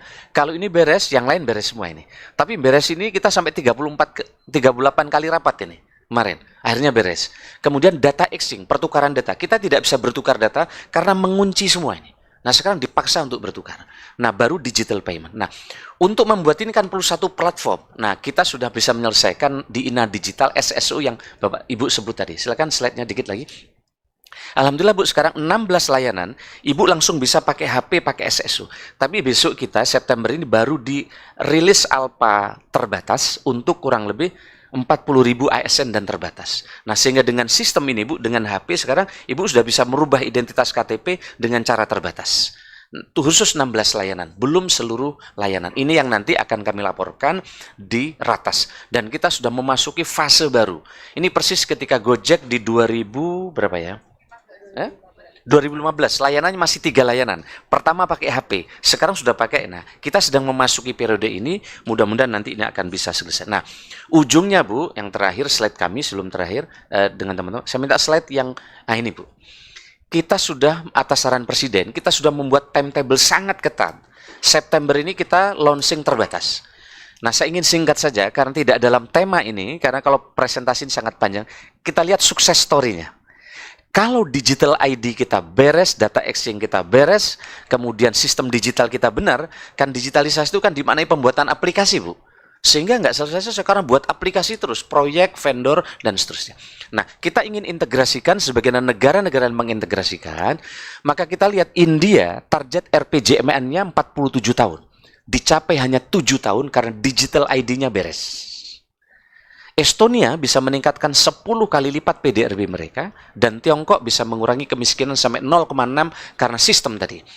Kalau kita tidak kerjakan diskusi kemanapun seperti Ibu tadi, ya tadi masih manual. Nah, Presiden telah memberikan arahan sangat jelas, bahkan di dalam ratas Pak Prabowo juga diajak akan melanjutkan ini sebagai milestone untuk percepatan pencapaian reformasi birokrasi berdampak tadi. Saya kira terima kasih, silakan Pak Abah dan Pak Yomo melalui Pak Ketua. Oke, boleh. Izin Pak Menteri. Pak Ketua izin, ini menyampaikan untuk formasi di DPD Pak. DPD itu formasi 2023 itu 133 yang kita berikan, tapi yang terserap itu hanya 96. Nah, ini supaya tidak terjadi di 2024. Setelah kami rapat waktu itu, Pak Menteri memberikan arahan supaya memberikan secara penuh untuk DPD 566 tahun ini.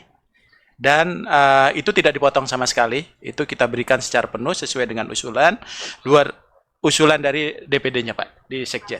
Iya, 566. Untuk P3K-nya ini 336.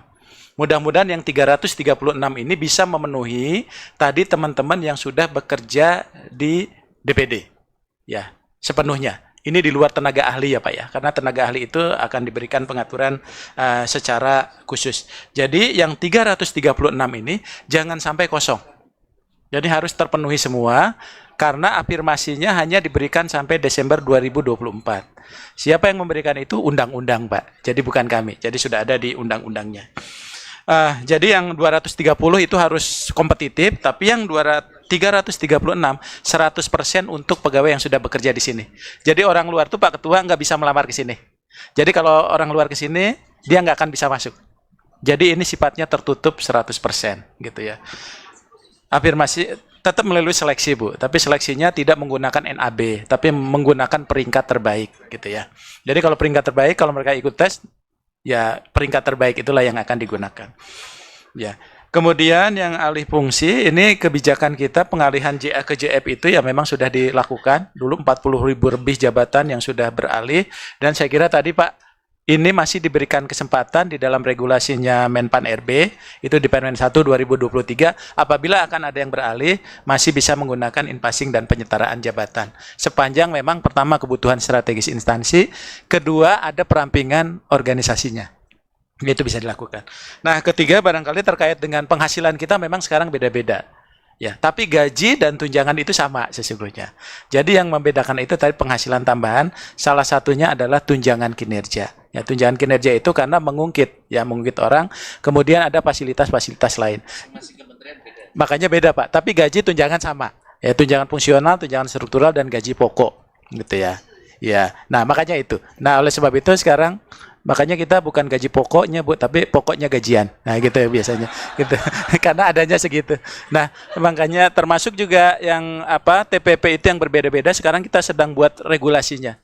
Karena ini sistem dulu, Pak, penggajian terpusat itu pernah kita usulkan di Undang-Undang 5. Tapi kan ini kewenangannya. Kalau gaji terpusat itu bagusnya mobilitas talenta kita akan bagus. Karena orang pindah ke sana itu tetap alhamdulillah, gitu ya. Nggak akan ada yang astagfirullahaladzim. Karena beda sistem penggajiannya. Nah, oleh sebab itu ini rata-rata daerah tertentu itu memang masih berbeda, tapi sekarang kita sedang membuat RPP kesejahteraan, Bu. Nah, RPP ini nanti supaya bisa ada kesetaraan berdasarkan tingkat risiko dan sebagainya. Untuk daerah 3T sebetulnya TNI, Polri, Hakim, itu mereka sudah punya tunjangan khusus untuk di 3T. Jadi semuanya ada, cuma variatif tergantung kepada tingkat kesulitan dan sebagainya. Ya, barangkali itu Pak Menteri. Makasih Pak Ketua. Sedikit Pak, sedikit. Soal TNI, kemarin kita baru ketemu dengan TNI Pak. Ya Pak Ketua. Ya. Mereka kan lagi agak kepingin bener ikut-ikutan nih. Karena memang kasihan juga sih masih kuat gitu Pak ya. Terus sementara batas pensiunnya Pak. Nah kalau semuanya nanti minta pengennya 60, ntar lama-lama pengennya 65 gitu Pak ya. Sementara kita tadi ada generasi Z yang baru lahir gitu ya. Nah itu ada antisipasinya nggak Pak? Karena banyak permintaan Pak. Banyak permintaan untuk di 60-kan gitu. Kita nunggu pembahasan undang-undang, Bu. Jadi kita ikut undang-undang nanti yang dibahas seperti apa nanti kita ikut. Kan sekarang dipending ini. Tapi kan mereka lagi mengajukan nih Pak. Lagi dipending pembahasan undang-undang. Oh, berarti dipending ya. Pengajuan juga nanti dulu gitu Pak ya. Iya, jadi dipending. Ya, makasih. Ya, ada tambahan lagi? Oh ya, silakan. Satu lagi yang soal PPNPN gimana DPD? Jadi oke semua ya. Pak, kan kalau tadi jawabnya nih mohon maaf nih saya agak-agak error. Agak error soal PPNPN dengan P3K dan non ASN. Jelasin sedikit dong Pak, supaya bagaimana polisinya mengatur ini. Oke, kan maaf, selama ini kan memang banyak sebutan ya Bapak Ibu sekalian. Ada PPNPN, ada honor daerah, dan sebagainya. Pokoknya sebutan-sebutan yang lain yang bekerja di instansi pemerintah. Kalau kita kembali ke PP 49, itu adalah sebetulnya yang menduduki jabatan ASN. Jabatan ASN itu apa? Jabatan pelaksana dan jabatan fungsional. Kan tapi seperti orang pengemudi dan sebagainya itu sebetulnya tidak masuk ke dalam jabatan ASN. Karena secara nomenklatur jabatan itu nggak bisa. Namun demikian itu tetap bisa masuk, tapi kita masuk ke layanan operasional, Pak. Jadi namanya itu dulu Pak Menteri penggali kubur aja itu jabatan ASN, Pak. Iya, kita kan nggak mungkin ketika ditanya jabatannya penggali kubur gitu kan nggak mungkin. Kita jadikan itu nomenklatur tersendiri, Pak. Ya, karena mereka pun bekerja gitu, mereka pun bekerja. Jadi semuanya baik PPNPN dan sebagainya itu masuk tadi radar bahwa mereka bekerja di instansi pemerintah, maka boleh ikut mendaftar. Cuma kuncinya jangan sampai di DPD itu ada yang tidak mendaftar. Kalau dia tidak mendaftar berarti kesempatannya itu akan hilang gitu ya. Karena kenapa? Tidak terdata di BKN. Jadi walaupun dia tidak masuk ke dalam THK2 maupun database BKN, tapi dia bekerja, tapi dia nggak daftar, maka dia akan dapat, Pak. Nah, makanya mohon teman-teman di Biro SDM di sini, kumpulkan mereka supaya mereka tetap daftar tuh, Bu Silvi. Karena kalau nggak daftar, mereka tidak akan pernah dapat kesempatan untuk masuk ke dalam aplikasinya. Ini ada yang dengerin nggak nih? Ya. Denger ya, catat ya. Ya. Kasih.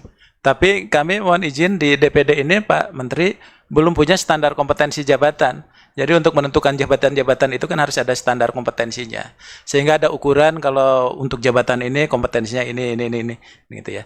Jadi belum diusulkan sehingga Pak Menteri belum bisa memberikan standar untuk kompetensi di Sekjen DPD. Itu aja catatan terakhir. Terima kasih.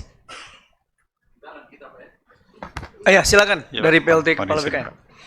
Menambahkan tadi dari yang disampaikan oleh Pak Aba. Jadi data non ASN di tempat kita Ibu Silvi itu yang untuk DPD ada 284. Kemudian 78 itu sudah diangkat, sudah lulus kemarin. Sehingga sisanya 206. Sehingga ketika nanti Pak Aba menyampaikan formasi yang ditetapkan itu 300-an, sehingga peluang untuk diangkat itu sebetulnya tinggi. Maka yang disampaikan Pak Aba tadi betul, yang penting adalah mendaftar. Jangan sampai tidak mendaftar, kalau tidak mendaftar memang tidak mungkin akan diangkat. Jadi ini sebetulnya sisanya tinggal sedikit, dari 284 ke 200. Tunggu Pak, ini korelasi ya dengan ini ya Iya, tadi. Pak, iya, Berarti kan tadi katanya ada, ini maaf nih karena kita kan katanya legacy ya, legacy Komite 1 nih. 336 yang disiapkan oleh Bapak ya, yang diusulkan. 336 Desember 24 harus mendaftar. Sementara 206 tadi yang belum lulus. Berarti ada kelebihan maksud saya gitu Pak. Ya, Jadi formasinya kan sisa banyak. berarti Iya. formasi masih banyak tapi Masih. otomatis mereka semuanya diterima gitu kan Pak. Ya nanti salah mau buka semuanya, yang penting kan Asal daftar. dulu. Iya. Oke. Yang penting Ingat tuh ya daftar. Kasih tahu temannya pakai WA sekarang. Ya, ya benar Pak. Soalnya kalau enggak ini bukan legacy kita jadinya Pak. Gitu. Iya. Kan ini kita terakhir nih Pak. Kenapa harus daftar? Karena dulu ada yang fiktif. Oh, oke. Nah, bukan di sini. Nah, jadi sekarang harus daftar, divalidasi. Nah, bagaimana honorer ada 1.000, atau 200 fiktif kan repot itu. Nah, insya Allah dulu, tapi ini sekarang sudah nggak ada. Maaf, Makasih. saya interupsi pimpinan. Iya, yang pasti bukan di sini Pak, mungkin di sebelah. Iya, tetapi kita Di sebelah maksudnya jalan tol itu Pak. tapi kita di sini di kesekjenan Pak Ketua Iya, ada iya, yang iya. tidak mau mendaftar karena sudah terbayangi tidak lolos. Jadi Pak Kabak Komite 1 ini perlu menginformasikan. Saya temukan Ya, beberapa baik. orang tidak mau mendaftar. Baik. Kenapa? Tidak mungkin lolos deh. Ya baik, jadi gini aja, nanti ditindaklanjuti Pak Kabak panggil Pak Sekjen ya untuk menindaklanjuti ini masalah serius. Jadi itu sudah direspon oleh kementerian, saya pikir ini udah lampu hijau ini. Cuman ini kan ditangkap nggak peluang ini sama DPD kan, kita kan Komite 1 memperjuangkan. Ada satu lagi nih Pak Menteri, mohon dapat respon ya. DPR itu tukinnya udah 100% Pak.